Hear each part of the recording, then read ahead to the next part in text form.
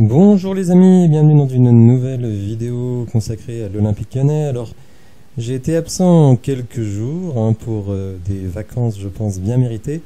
Et donc, j'ai pas mal de choses à évoquer dans cette vidéo. Comme vous l'avez vu encore une fois, n'hésitez pas à vous abonner. Un petit clic et vous êtes débarrassé et ça aide énormément la chaîne. Alors, dans un premier temps, on va parler des news de l'Olympique Lyonnais et je vous ferai un petit débrief de la 3e journée de Ligue 1 en vous exprimant mon point de vue sur les matchs que j'ai vus et notamment nos futurs adversaires, notamment le Stade de Reims. Alors, première chose, là c'est une information, Cenk Özkaçar, donc notre défenseur central qui n'a pas joué une seule minute en match officiel avec l'Olympique Lyonnais, Samuel Zemmour nous apprend, enfin tout du moins relaie l'information, donc il s'envole en prêt vers Valence, un prêt, comme le dit le communiqué officiel du club, jusqu'en juin 2023, pour un montant de 500 000 € avec une option d'achat à 5 millions. Bon, c'est seulement le deuxième joueur sous contrat qu'on arrive à faire partir, mais ça n'est qu'un prêt. Contrairement à Léo Dubois, pour lequel c'est un transfert. Pour le moment, Léo Dubois est le seul transfert marquant qu'on ait fait dans l'effectif. Donc pour le moment, l'opération dégraissage à 6 jours, enfin une semaine de la fin du mercato, vire au fiasco pour l'Olympique Lyonnais et je ferai sans doute une vidéo après la fin du mercato pour évaluer ce mercato. C'est la grosse tendance du moment malheureusement parce que Lucas Paqueta, c'est un joueur qui divise un petit peu parce que sa fin de saison avec l'OL a été quand même assez décevante alors que le début de saison avait été époustouflant. Son début de saison est un peu qu'un cas, alors il y a toujours des fulgurances exceptionnelles et puis d'autres moments où il est un peu absent, il en fait trop, enfin bref.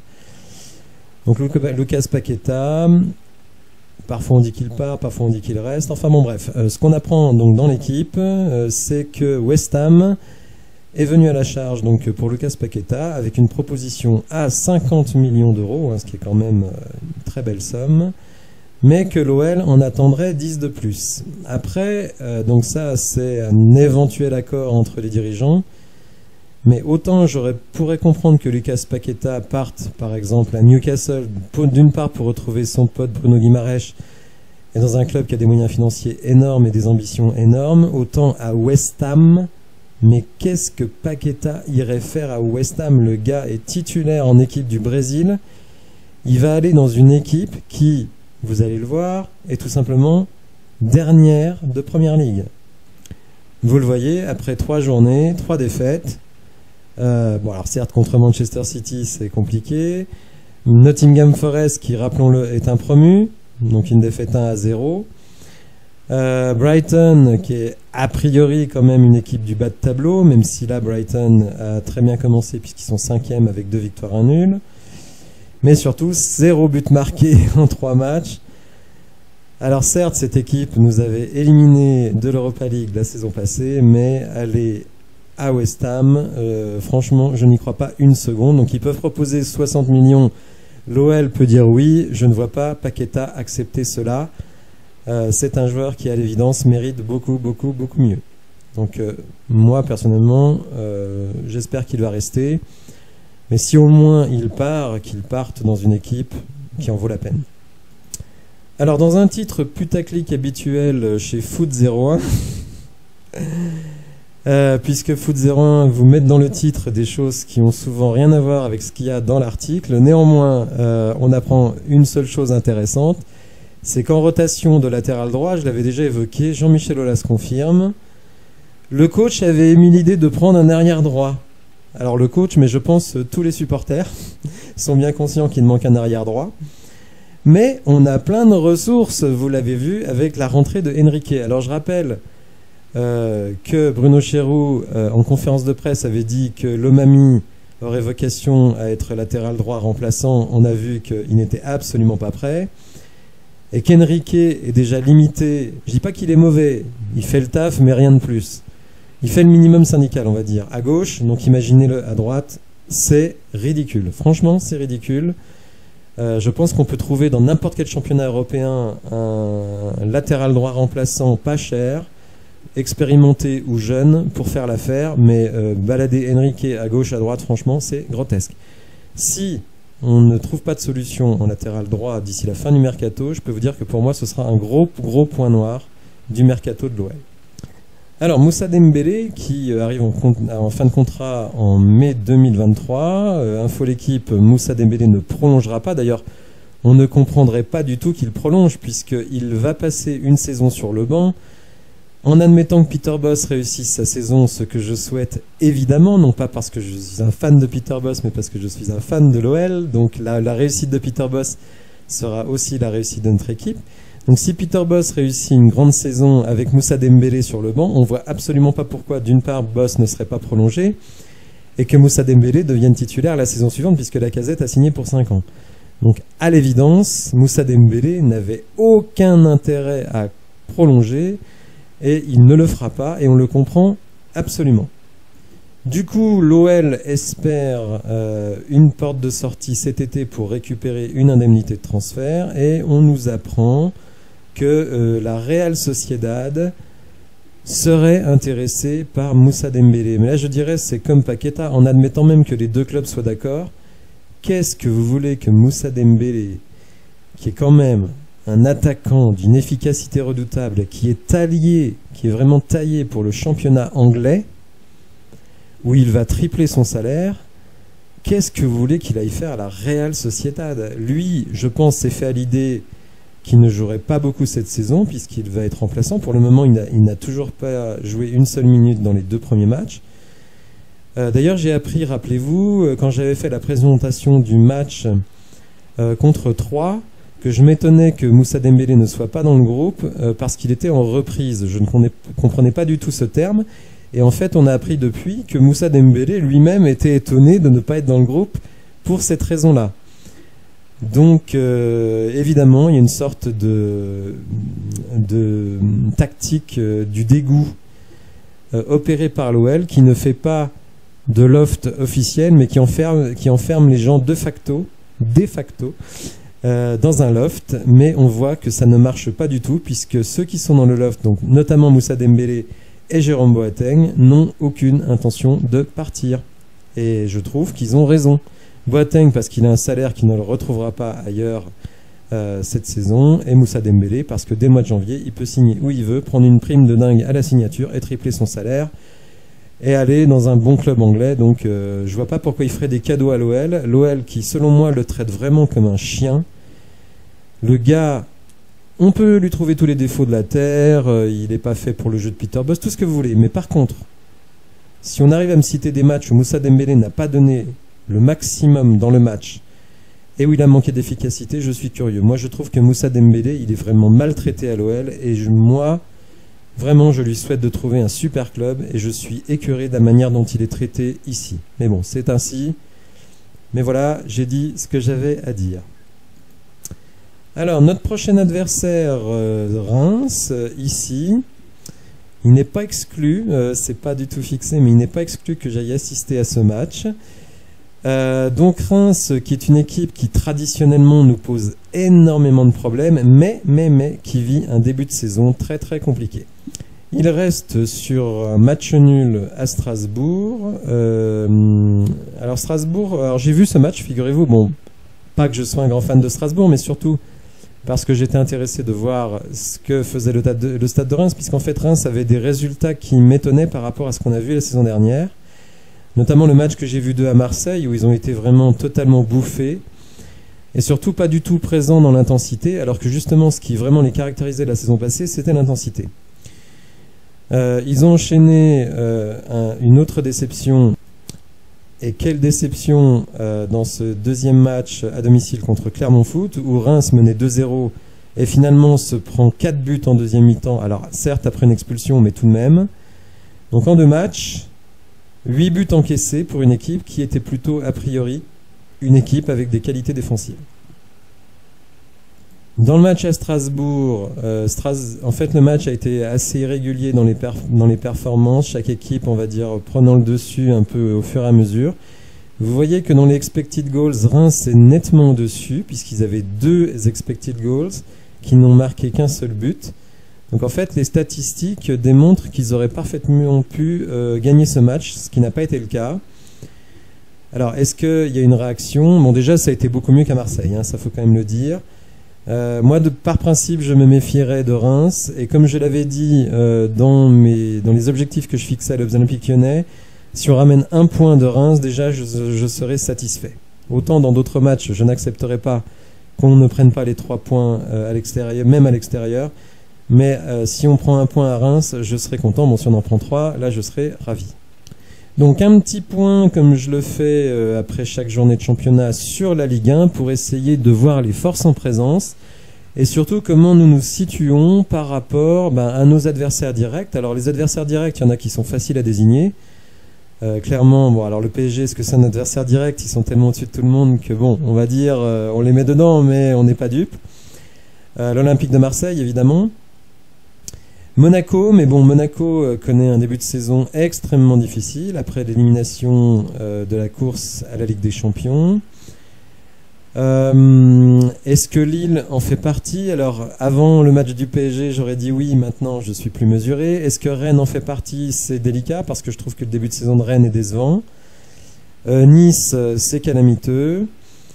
Par contre, Lens, alors est-ce que Lens peut faire ça sur toute la saison? J'ai du mal à le dire, mais en tout cas, cette équipe de Lens, il faut bien le reconnaître, c'est un peu le Rennes de la saison dernière, c'est-à-dire une équipe avec des moyens, alors Rennes a des bons moyens maintenant, mais avec des moyens relativement limités, mais qui produit un jeu vraiment très très sympa à regarder, et j'ai beaucoup apprécié leur match à Monaco. On va regarder plus avant les statistiques sur ces matchs de nos adversaires directs. Alors, l'OGC Nice, vous le voyez dans les stats, finalement a été mal récompensé puisque 1,4 XG, donc expected goals contre 0,6, et ils perdent 1-0. C'est dommage pour eux, mais alors je n'ai pas vu ce match-là, je vais pas vous mentir. J'ai vu les autres matchs de Nice et je n'ai vraiment pas été emballé par les prestations de cette équipe. Leur défense est vraiment vieillissante, hein, ça ne surprendra personne, mais Lucien Favre, le coach, les fait défendre à 40 mètres de leur but, donc ils se font prendre systématiquement dans le dos. Je suis étonné qu'un technicien avec cette expérience pratique ce style de jeu. Ça me rappelle Peter Bosz au mois d'août de la saison passée, mais bon, visiblement, il y a des coachs qui ont leur idée en tête et qui n'en démordent pas, même si la réalité leur donne tort. Alors évidemment, le Paris Saint-Germain qui a vraiment époustouflé tout le monde, aussi anti-parisien qu'on soit, on est bien obligé de constater que le PSG cette saison... Alors je note, petit satisfecit que je m'accorde, que personnellement, quand Juninho est parti, j'ai dit il faut prendre Luis Campos comme directeur sportif, et quand Rudy Garcia est parti, j'ai dit il faut prendre Christophe Galtier comme coach. Je me rends compte que ce duo est désormais à la tête du PSG et que pour le moment, la saison est longue, mais pour le moment, en tout cas, je crois qu'ils ne s'en plaignent pas. Imaginez ce duo-là à la tête de l'OL. Je pense qu'en termes de recrutement, il y a certains postes où on serait quand même bien mieux outillé qu'aujourd'hui, même si, comme nous, le PSG a des difficultés à faire partir ses gros salaires. Bon, en tout cas, ce match-là, ça a vraiment été impressionnant. Un trio Neymar, Messi, Mbappé extrêmement impliqué, y compris dans les tâches défensives, dans les tâches de pressing. Donc évidemment, on savait que le talent offensif, il était là. Mais si en plus ces mecs-là font les efforts, ça va pas être facile de leur prendre des points. Bon, en tout cas, voilà, le PSG survole le championnat, un petit peu comme le Bayern en Allemagne. Le Bayern qui également a mis 7 buts ce week-end.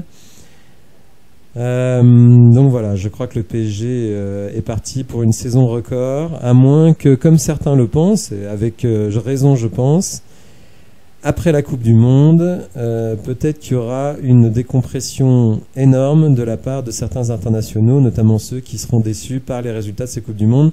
Ça peut tout à fait être Kylian Mbappé. Pour la Coupe du Monde, je ferai des vidéos spécifiques équipe de France. Et vous allez voir que je suis très très très pessimiste sur les chances de l'équipe de France lors de la Coupe du Monde. Bon, le sujet n'est pas là aujourd'hui, mais voilà, en tout cas le PSG caracole en tête.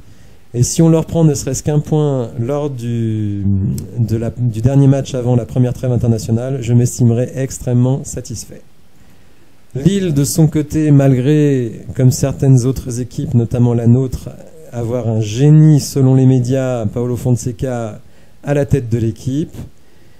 Vous avez le PSG dont le jeu est connu de tous et qui ouvre les portes. Allez-y monsieur Neymar, allez-y monsieur Messi, allez-y monsieur Mbappé, allez-y monsieur les latéraux, prenez-nous dans le dos, sans y voir aucune allusion sexuelle, mais bon, allez-y, on vous ouvre les portes, et évidemment, les stars du PSG s'y sont engouffrés.